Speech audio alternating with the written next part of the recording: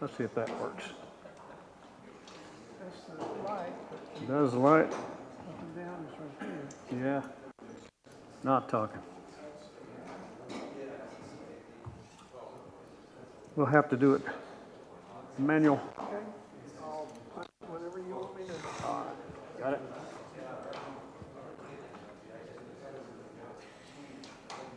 Morning, everybody. Everybody can hear? Yes. Here's what I used to say when I was a teacher. We're going to have one meeting. It's going to be mine. I actually still teach a little bit. We have probably some new faces in here. Who was not here last year? In Kansas City. Oh, we got quite a bit of people.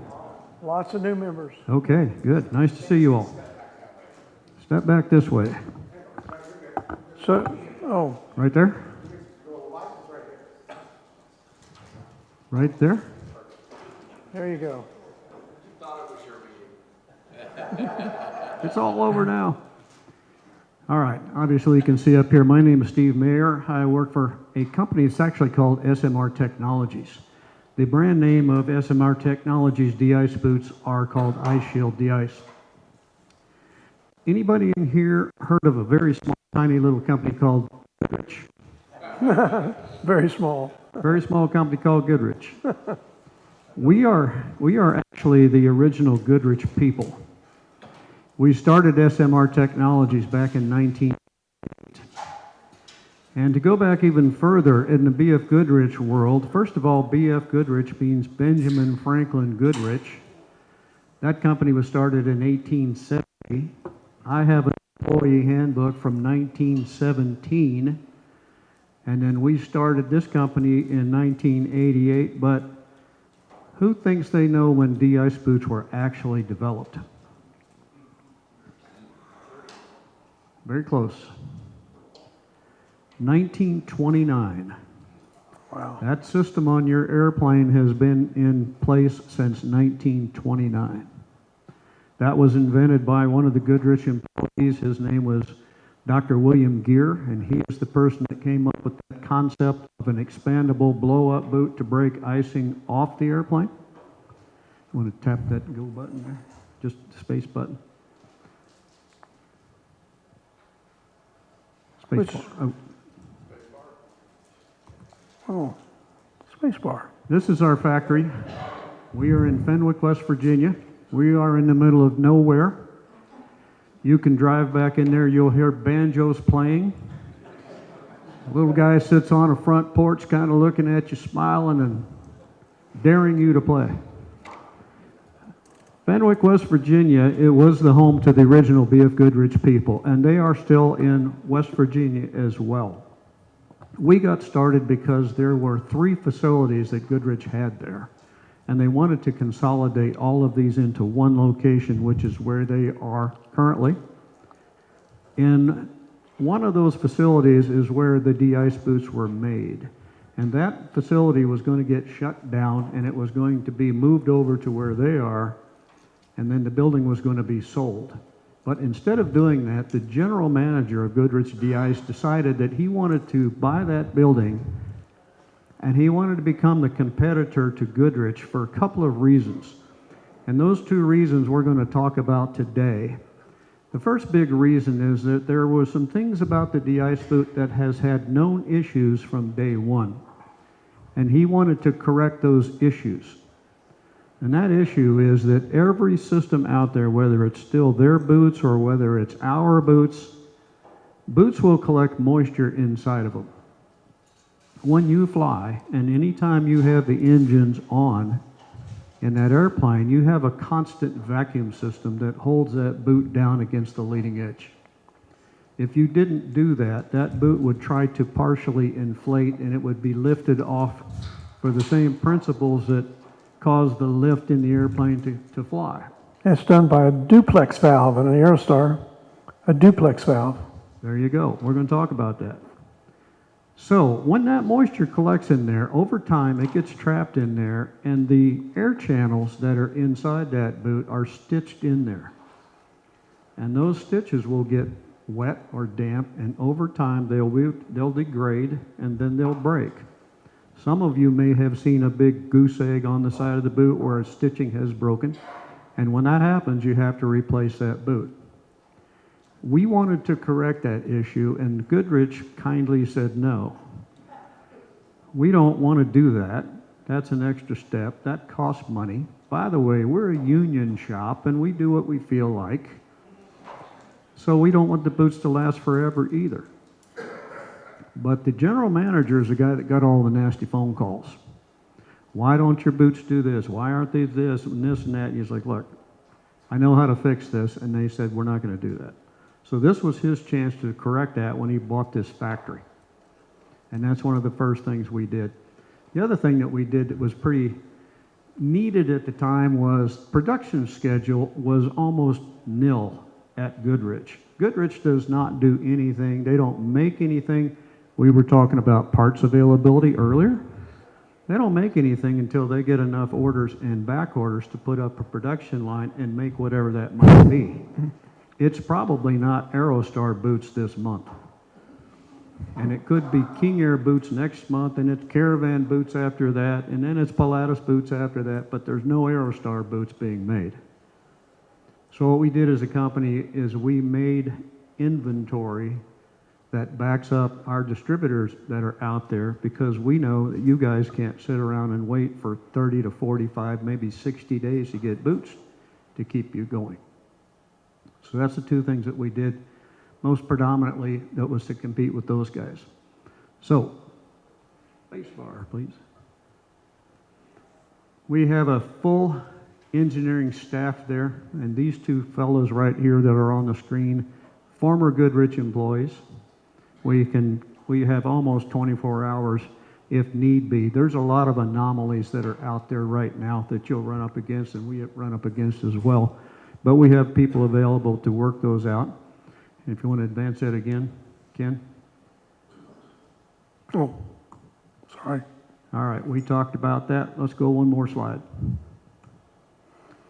There are different types of de-icing systems out there. There are also systems that are known as anti-ice. Do you know what the difference of those two systems are? This is, as a teacher, this is yes, and this is no. Okay, we had a good answer here on the front row. One is you remove the ice after it's accumulated. That's a de-ice. The other one is an anti-ice system, and that prevents ice from forming. We're going to talk about the one at the top there, pneumatic, typically known as wing boots, because this is what is on your airplane. The other common method right now is the one on the very bottom there. You may have heard of another tiny little company called TKS, Weeping Wing. We also own TKS. Okay. Did you know, everybody seems to think that icing is just a seasonal issue.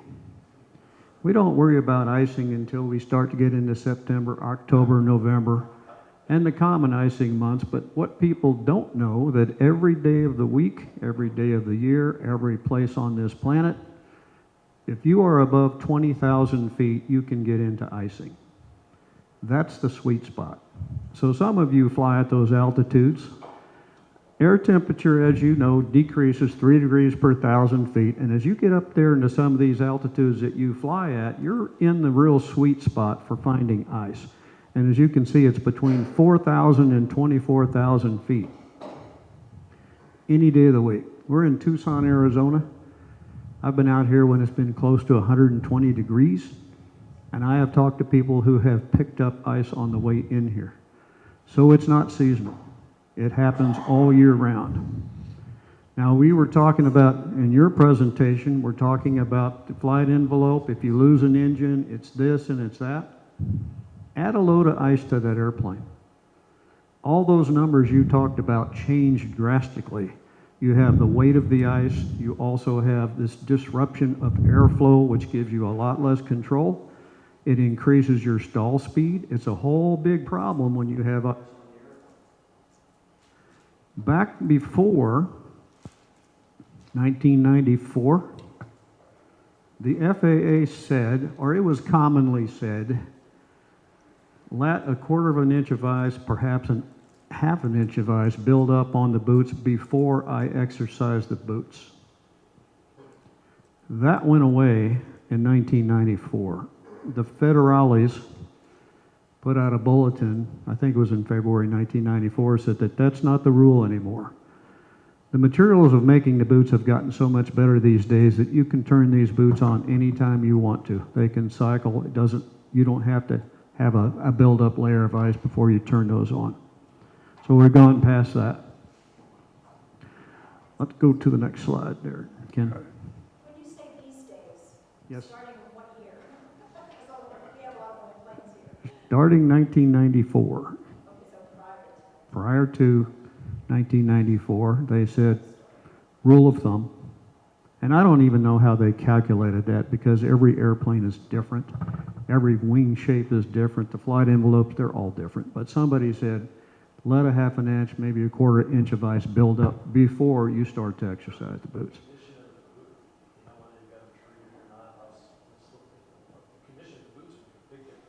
It will. That's in chapter 5. We're still in chapter 1. We're getting there. But this is the job that we do right here. You've seen some of that on your own airplanes there. You've seen ice built up. Over on the right-hand side, that's what it looks like after it's done. And while we're on this particular slide, I want you to take a look at the one on the right-hand side. We're going to talk about the way that that boot expands. And in fact, I'm going to jump out. I'm going to jump out of frame here just for a very second. If you look at the way that these ridges go right here, they expand, and we call that radially. If you drew an arrow from every one of those bumps like that, you would see it look like a big sunburst. That's a radial expansion. Am I back in spot there? My producer's directing me. All right, another slide, please. Here's what I wanted to talk about a lot this morning is most of you don't get to see the construction of the boots that are on your airplane. Normally, when I'm teaching maintenance guys this, which I do about 14, 15 times a year, I have a test question.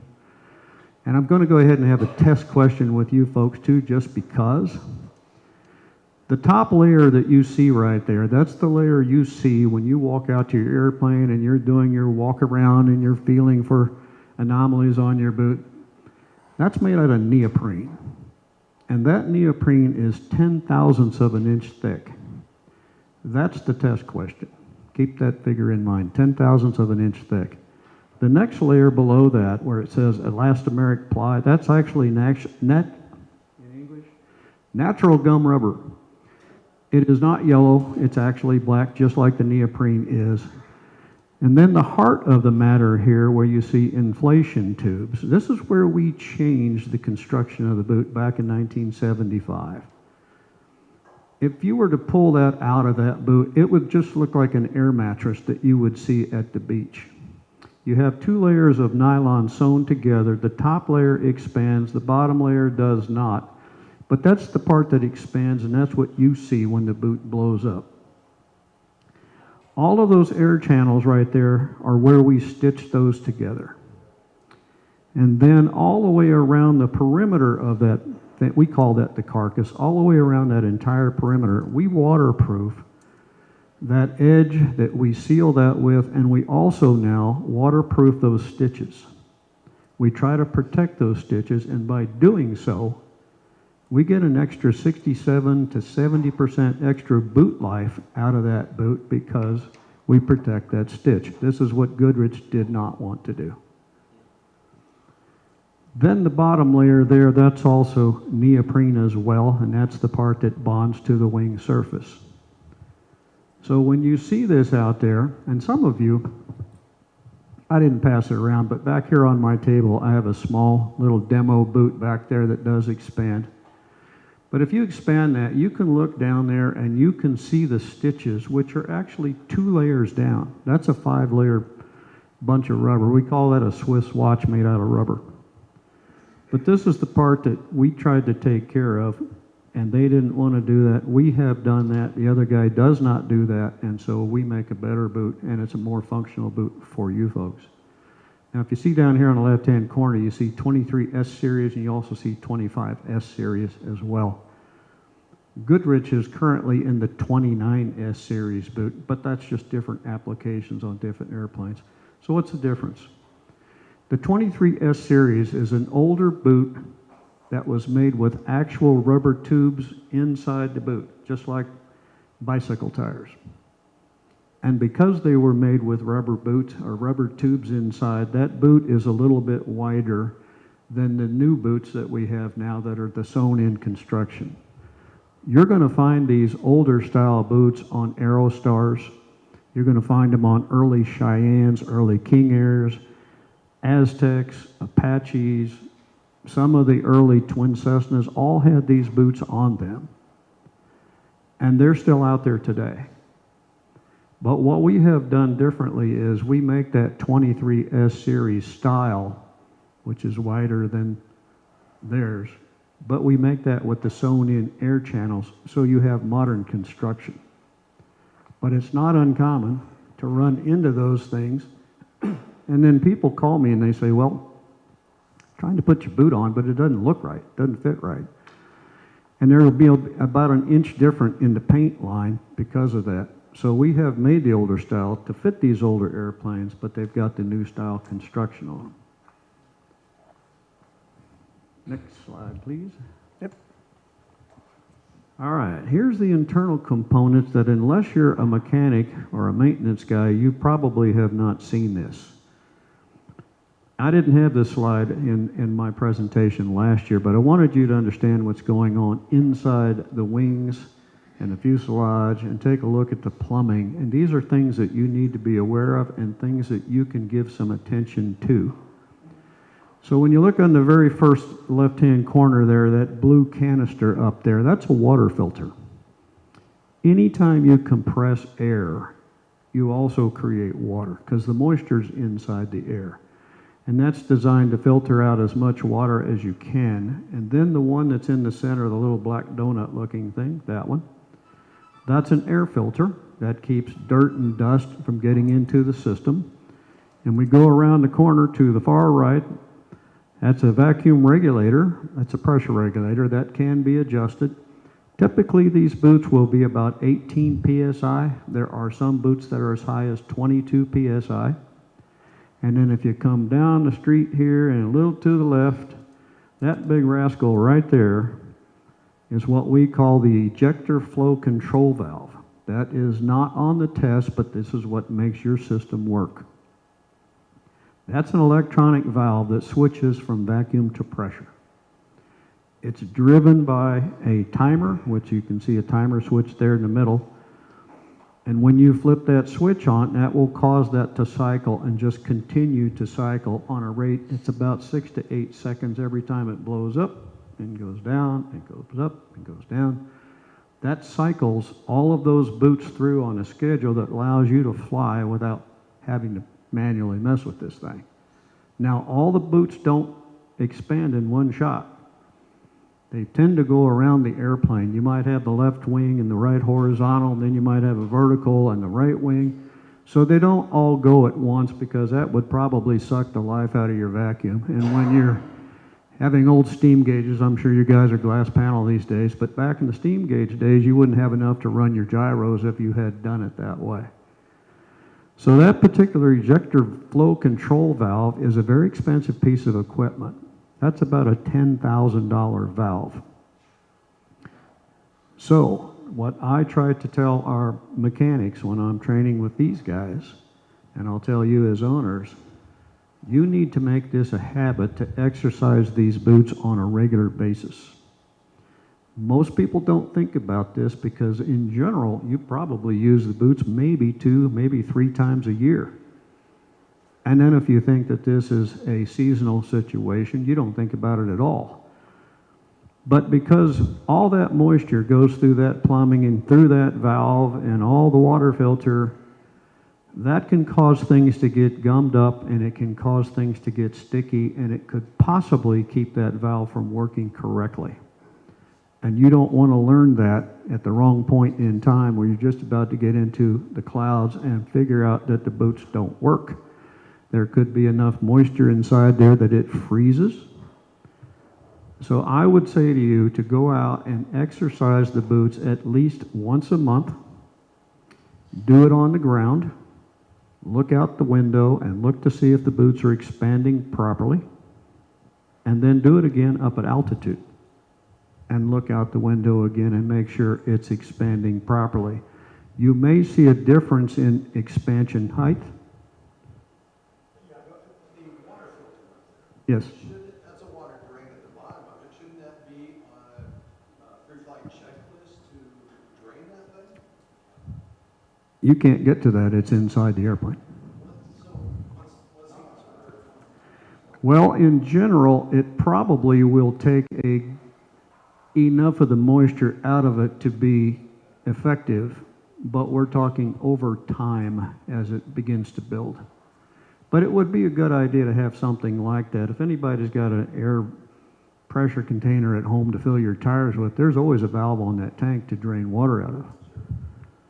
But the fact that you're constantly drawing air through the system anytime that the motors are running, doesn't matter whether you're using the boots or not, you still have this vacuum.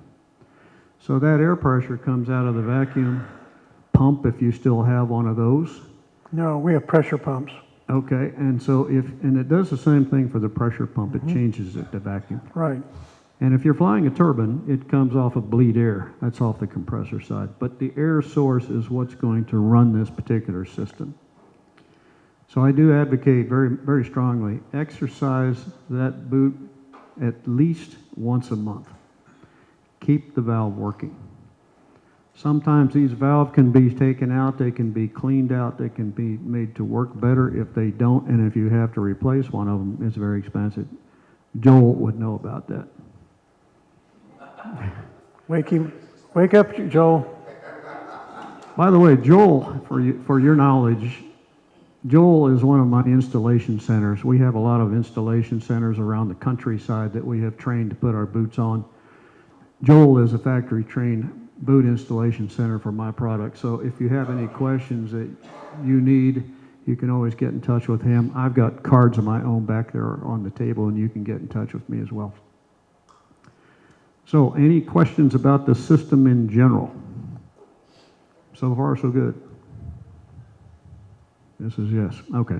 Next slide. That's just a schematic. We can go one more.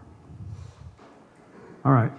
If you get curious about how boots are put on and removed and all of that, we have videos that are out there on YouTube. You can take a look at those. I decided not to go into those steps today because most of you are probably not going to change your own boots out, and most of you probably aren't mechanics anyway, so rather than bore you with detail. All right. One more? Okay. When your old boots come off,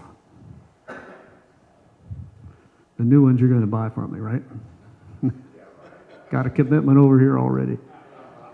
Okay, here's what's going on underneath your boot. I wanted you to see this as well. If you have boots that have been on there for probably 7 to 8 years or longer, you're going to find a whole bunch of crud underneath that boot. That's old glue, by the way. Now, you did see that we had 5 layers of material that make that boot. That will show underneath your new boots when you get put on. So whoever's doing your boots, Joel, you want to make sure that you get that airplane just extremely clean and back to the bare metal before the new ones go back on there. One more. If you, like some of you in here, have some older airplanes, you might. Metal fatigue can be a problem. So when you get ready to change boots out, make sure that you don't have any of this going on. And if you have any kind of other damages, or if you can look up here in these 2 right-hand and lower right-hand corners, a little black spot there, that's corrosion. If you got corrosion underneath there, you need to take care of that corrosion before you put a boot back on because it will not bond to the corrosion. Okay? This is what you want this to look like. Clean the surfaces. We're going to go to bare metal. Here on the right-hand side, we're cleaning the back of the boot. Now, the back of the boot's going to get cleaned with a pretty stiff solvent called MEK. MEK will take off any oil, any greases, anything that's contaminant that may not allow that boot to bond. I would not advocate that you use MEK on the outer surface of the boot. It's a very harsh chemical. It's a very strong solvent, but one of the other problems with MEK that we have run into out there in the field, some people would like to come by and clean it off. Boots will oxidize over time because they've been outside, they've been in the ozone and the sunlight and all that. But if you don't know if somebody has put some other coating on top of that boot, people like to shine these boots up these days. We're going to talk about that as well. I saw a guy come by with a rag and he had MEK on it and he wiped it across the surface of this boot and it immediately ruined the boot because that boot had a product on there called PBS Boot Shine. You might have heard of those folks. PBS Boot Shine by itself is probably fine, but does not like MEK at all. I have seen it immediately crust up and turn yellow and hard, and it ruined the boot. So if you don't know what's been put on the boots, don't wipe anything on there that you're not aware of because that can happen. There is a way to clean oxidation off of a boot fairly easily, and this is something you can do yourself. If that boot starts to get a little dull looking and maybe just a little bit grayish or so, you can take denatured alcohol on a rag and you can clean it off with that, and you'll be surprised to see how much brown stuff comes off on that rag. So it'll take a lot of that surface contamination off of that without hurting the boot. So denatured alcohol you can get just about any drugstore or hardware store. That's one way to do that. Okay. If you are flying an airplane that's got a wet wing, doesn't have a fuel bladder in it, but it is a wet wing. Gasoline tends to expand when it gets hot, and it will weep up through rivets, and it will weep up through where pieces of metal butt up against each other like skins do. There's a fuel barrier coating, which is called EC776. That's made by 3M. It's rather easy to find. It's a good idea to cover some of these rivets like this and some of these joints where these skins go together to prevent fuel seepage, because fuel will also make glue come unglued. It will break the bond on your glue. Quick question. Just backing up a moment to surface preparation for the new boot. Sure. Aerostar's have an issue with fuel expansion, and sometimes the rivets on the top skin will weep, and you have to reset those rivets. Yep. And that line of rivets goes under the boot. Sometimes you have to debond a portion of that to do the repairs. So obviously you're not going to use MEK to prepare the surface to rebond it back down. What would you use? Well, you can use MEK to clean off any glue that was remaining when you pull the boot up, but if you need to reseal that, you can put the 776 on it and glue on top of that, and it does fine. Because the 776 is not a solvent. I just want to mention on fuel expansion, we put it on our plane, it's Jim's slide, that the fuel will expand into the fuselage tank, so you don't have that expansion of the machine. Okay. Rivets and so forth. We'll see this type of thing on a Conquest more than any other airplane, is where we see that most. And we'll also see this around a King Air fuel cap. The older King Airs have the fuel cap is right up against the edge of the boot, and in fact the boot actually curves around that fuel cap and keeps going. So you'll see fuel seepage come out of that cap, and then the next thing you know, the boot's lifting up around the cap, and that's why that happens, is because fuel itself is a solvent. But if you find this to be a problem, you can use this product, and you can use it and glue on top of that. Okay. Now, Again? No. we can actually go one quicker than that if you want to go. This is just part of my training thing that I do with some guys. Guys like to fight with the adhesive that puts your boot down, 1300L. It's very good glue. It works very well. Unfortunately, it's thick and it gets kind of stringy, and when people tend to house paint with it, it drags across itself. It gets thicker, takes a long time to dry, and it will also show up through the surface of that boot. So this is just a little shot that I had in there how how to put it on properly. Use your brush like a squeegee, smack it out there in front of you, and it works out well. That's what it's going to look like when it's done right. Now, the other thing that we include when we sell our kits to people, we have a little vacuum pressure regulator that's included in that, and the one thing we want to try to do is we want to get all the air out of that boot so it lays very flat and it gets rolled on and it comes out with much less chance of getting an air bubble on it. Okay. Now, we always want to start with this air inlet, and I left this slide up here to show you this. Yesterday I had an anomaly that we ran into that we have not run into before here at the company. I had a fellow that's got an old Cessna 414A. It's a 1981. And the changeover from the new style, old style boots was just about 1975. His airplane was 1981. Somehow or another, Cessna put an old set of tail feathers on that 414A. The air inlet was in the wrong spot. And you can see here on the left, the air inlet was up on the top of the wing, and on his airplane, it was on the bottom of the wing. And what we sent out to him was actually correct, except that they didn't make the airplane right at Cessna. So those things are still out there. We do run into these things, but it just happened so recently as yesterday. I spent half a day figuring this out. But this is where we start when we start to put the boot on. We put it in the air hole first, and then we line it up. There's a center line that's built into that boot, and then, of course, on the center line of the wing. Okay.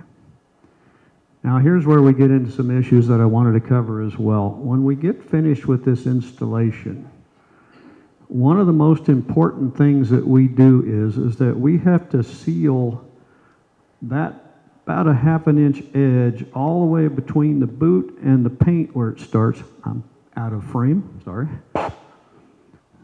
You might be likely to see this right there. That's zinc chromate primer. In the era that your airplanes were made, zinc chromate primer was used a lot. It's been outlawed by the EPA here in the last few years. But zinc chromate, in this case, we need that to be on there, or if you don't have zinc chromate on there, we need to have a bare strip of metal that goes all the way around that boot's entire perimeter, because as you fly, you build up static electricity. And when that static electricity discharges, if it discharges on top of the boot, it will blow a hole in it. Why?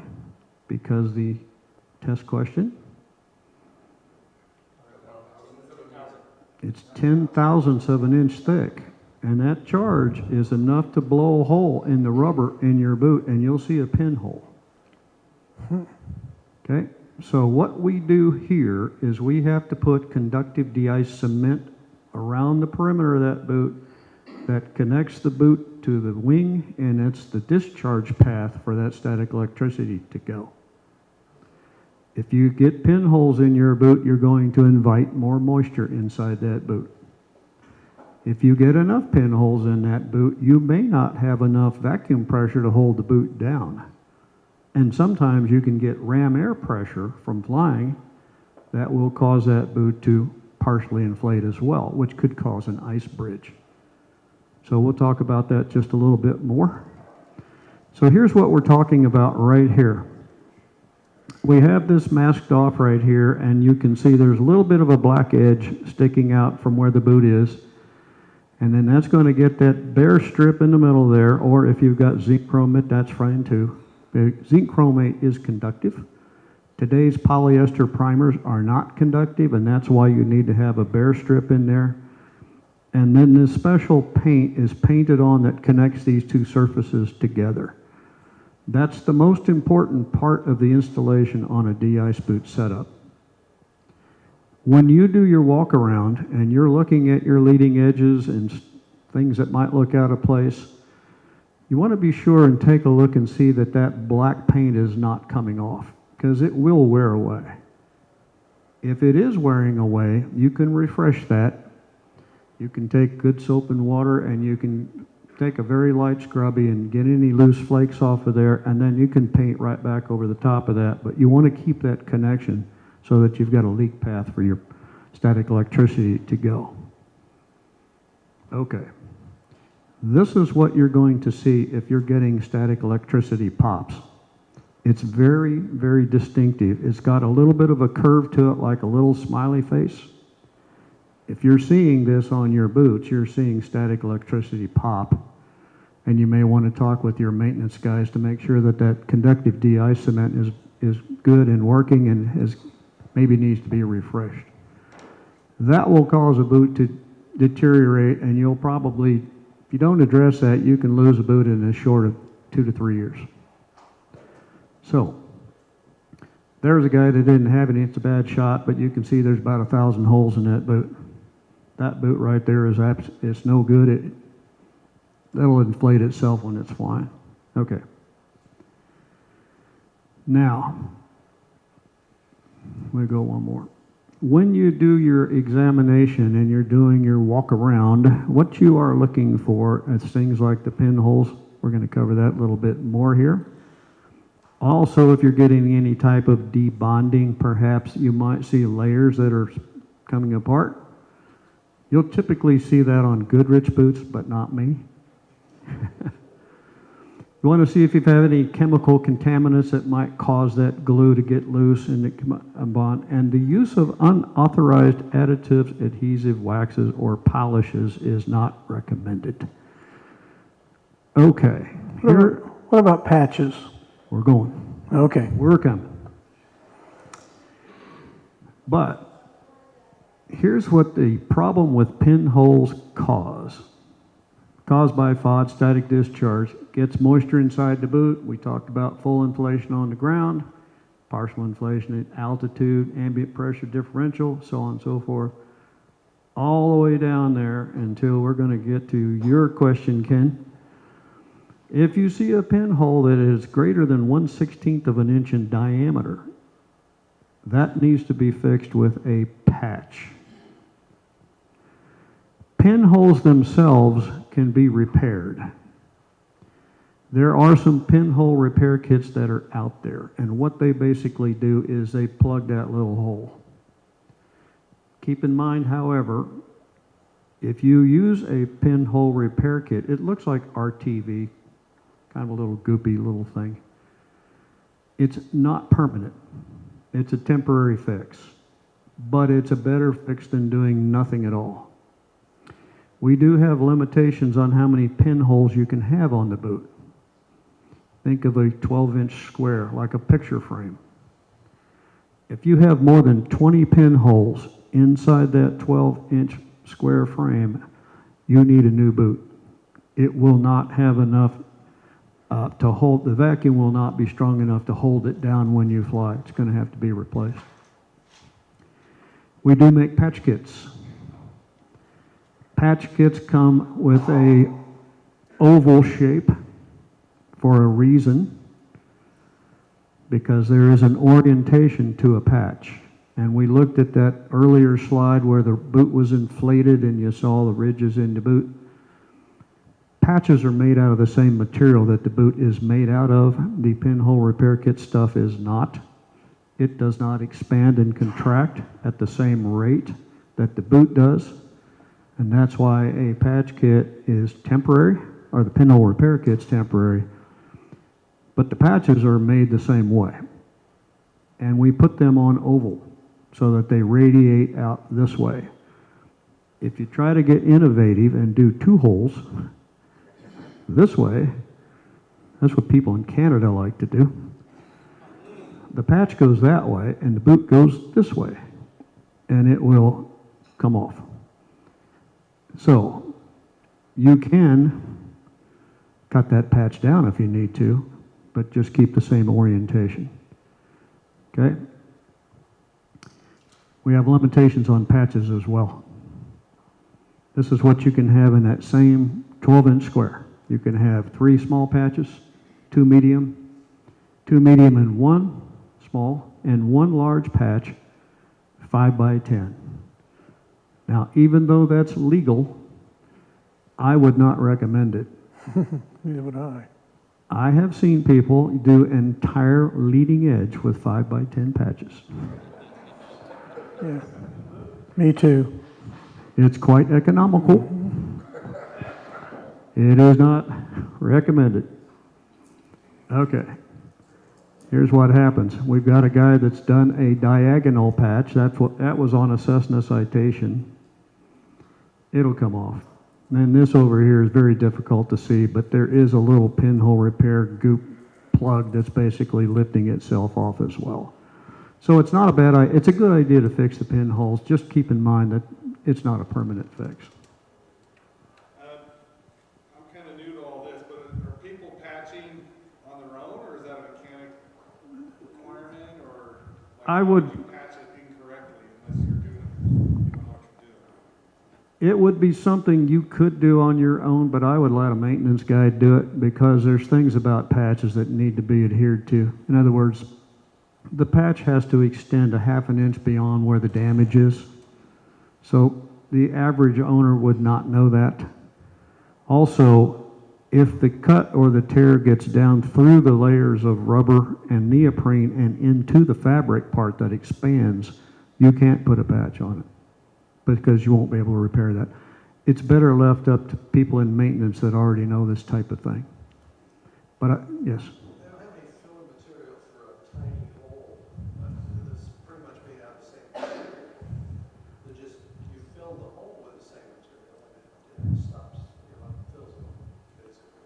I have heard people use PRC. If you're familiar with PRC? Okay. I have heard people use a little dab of PRC, and it tends to be a lot in the RTV style. I asked my engineering group about that, and they said, it's probably not a problem. And of course, it's always better than doing nothing, but I had looked at a guy that had done PRC out in California. It looked great. Really looked good. Yeah. Joel Stout. So what we use is PR 1425, Yeah. which is a black, it's actually windshield sealing, and we've had great luck. We do it basically the same as what you're saying, where you go, ½ inch over wherever the hole is at. But we have very few that continue to have an issue, and we use those in lieu of the patches.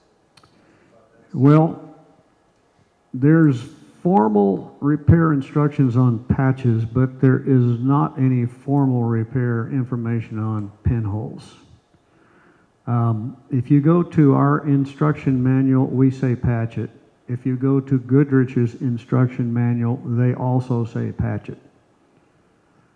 I've never read anything where the FAA has come out and said this is the gospel. So if you're doing what you're doing and it's working for you, I doubt seriously you would ever get ramp checked about it at all.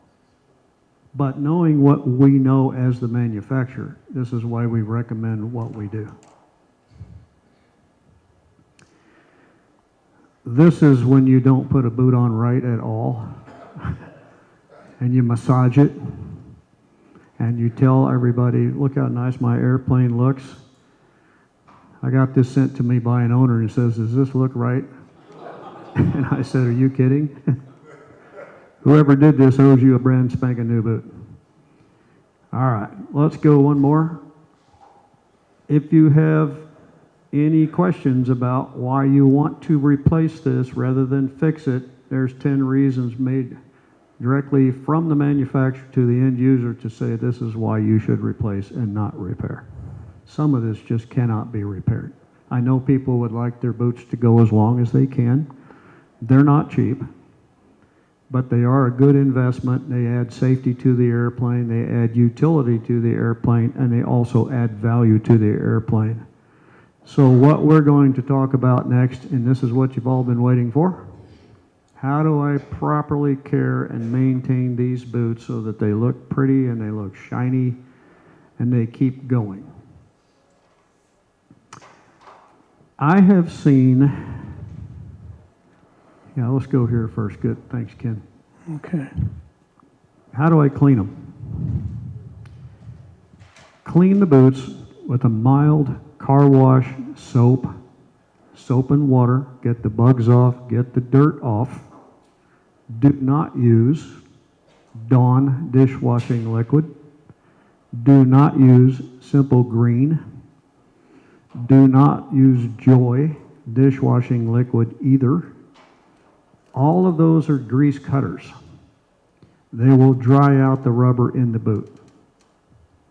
Use a mild car wash soap. You don't have to go to mil-spec C25769.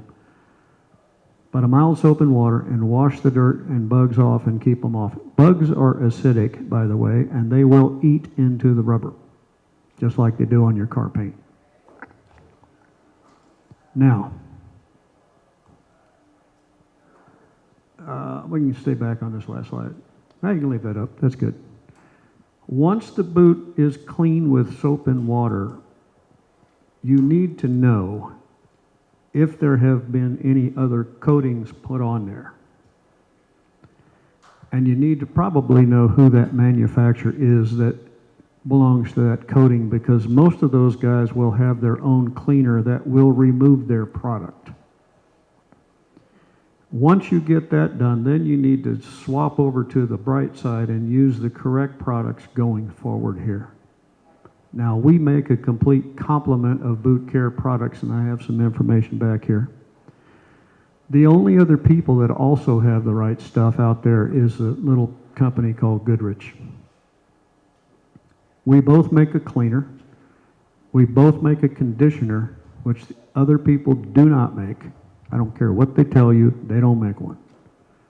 And then we have the shining agent, if you feel like you need a shining agent at all. So what we have is we have a boot protectant, which is a silicone which has nothing in it that will attack the rubber, but we've added UV protectant to the boot. The Goodrich guys do not have UV protectant in their ice release agent. We do. So get the old coatings off, whatever they might be. Then you use the conditioner. And the conditioner requires 3 applications. 15-minute dry time between each application, and then a full 24-hour dry time after the 3rd application's been done. Then that is a product that you need on your boots that we were talking about earlier. That will help rejuvenate that rubber and keep it pliable. Okay? Is that PBS is what you're talking about? That product? You can use PBS if you want to. PBS is just strictly a shining agent. It doesn't do anything to condition the rubber.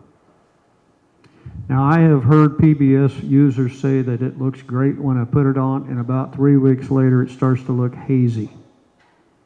I haven't seen it that way. I don't know. I can't speak to that. But what I have heard is from people that have used it have said it looks great for a little while. But PBS is the one that will react to MEK. I've seen that happen. So what's the conditioner? What product is that? The product name, well, we call it right in the middle there, it's called Boot Conditioner. But if you're talking about the Goodrich stuff, it's Age Master. Yeah. So Age Master will work on our boots very well. Our product will work on Goodrich very well as well. We're interchangeable between those two. So that's no problem. I would recommend that you do the conditioner about twice a year. I would recommend probably once in the springtime, getting ready for summer. That's when we get all the harsh sun rays.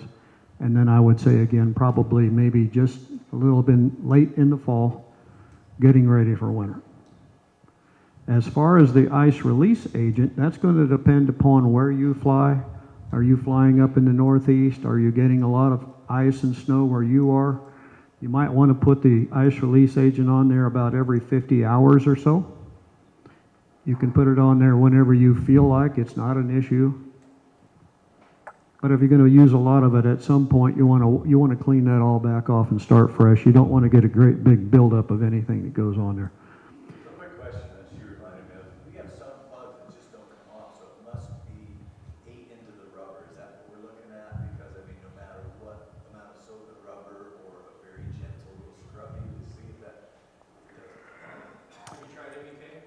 Fly. Not yet. Fly Jack, you need to fly slower. The bugs don't hit as hard. I'm burning 60 gallons an hour. Well, I was going to suggest if you took your pocket knife and cut that out and put a 5x10 patch on it. It does eat into the rubber, right? They're acidic, it does, it They, gets away. they will. They will do that. They absolutely will do that. I see that pledge furniture polish on boots there, and I think that's what guys are seeing. You can't imagine what I've seen. I go to Alaska twice a year. I've seen bear fat. I've seen pledge. I've seen shoe polish. I've seen vegetable oil. I've seen mop and glow. I've seen Armor All, which is the biggest no-no. Armor All's got petroleum in it, and it will attack the rubber. I've seen everything everybody could possibly think of. I use Afrasheen. When we got the citation certification 1 year, we found that the citation that we were using was stalling 5 knots too fast. And we couldn't figure out why that was. We needed to get a baseline.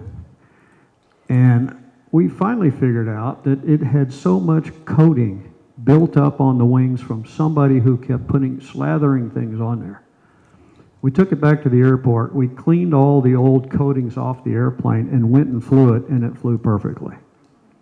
So it's amazing that having just that little bit of film, and if you've done it 4 or 5 times, it does make a difference. Now, the only way we knew that was because we had such recording equipment and cameras and sensors and all types of things to get data that we needed to give to the FAA. That's the only way we knew this. So I'm kind of like they all are. I flew corporate airplanes for years, and the RGIB, that's the rich guy in the back. The RGIB back there always wants its boots to be shiny. We didn't know. Hey man, run down to Walmart and get a can of shoe polish. And they do that. But nobody back in the day told us anything.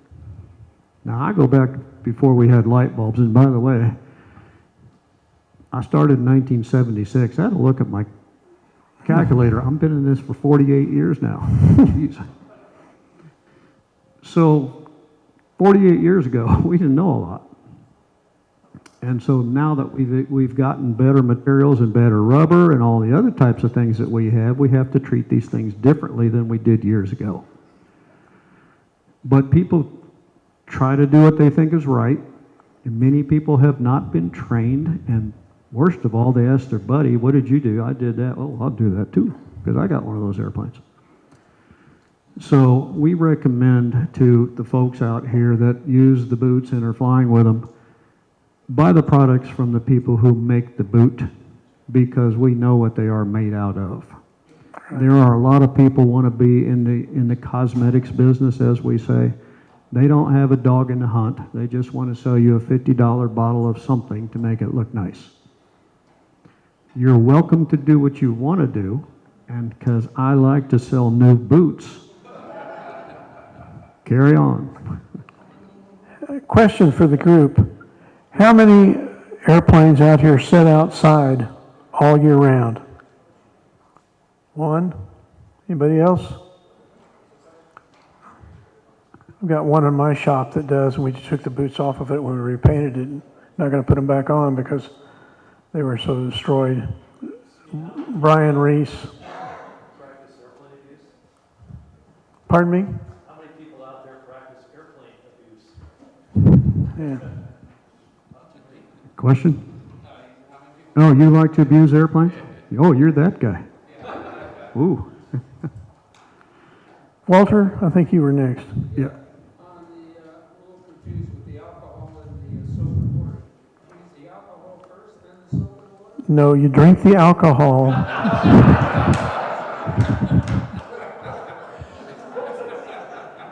Well, actually, you drink the alcohol and you go get a minion to go wash the airplane with soap and water.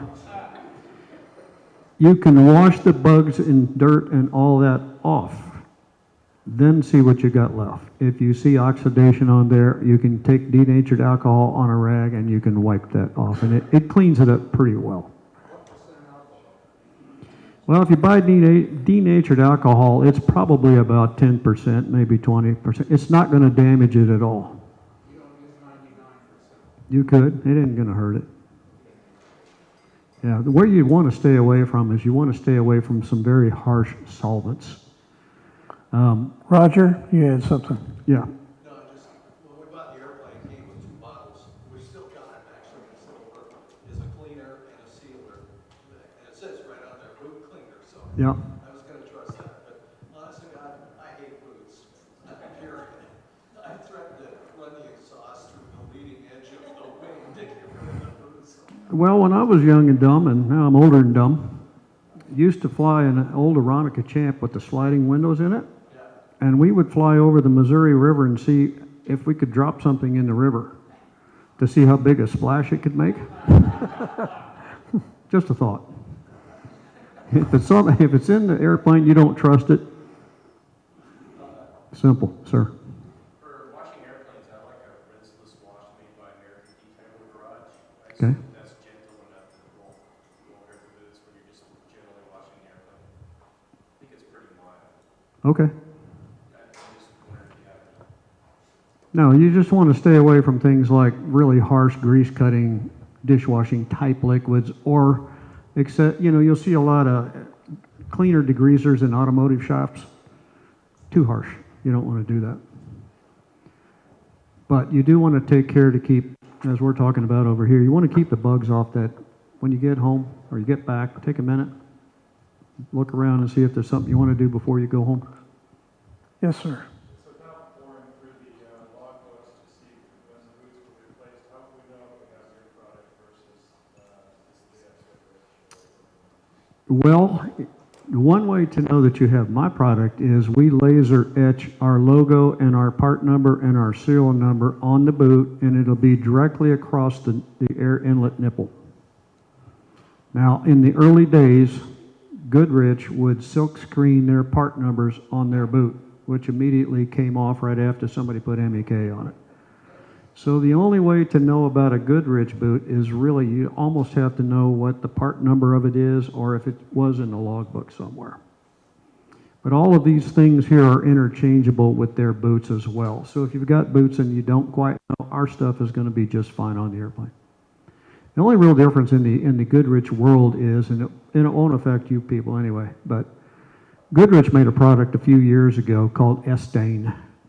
S-Stain is their outer layer that they have on their boots, and they did that. It's a proprietary thing, but they did it largely because they thought it was going to be a bit more durable and also maybe a bit more fuel and oil resistant. And you'll typically see those boots on the blowtorch airplanes like the Citations that's got jet thrust going over the tail. The Age Master and the boot conditioner will not work on S-Stain. It won't absorb it. So if you just put it on, you're going to wipe it right back off. But otherwise, everything else that they make, that will interchange with what we do. So you will be just fine. Okay, guys, we need to wrap it up so we can have our little meeting, Aerostar Owners Association meeting, and get to lunch. Across the street is where we're going for lunch, a restaurant there on the pond.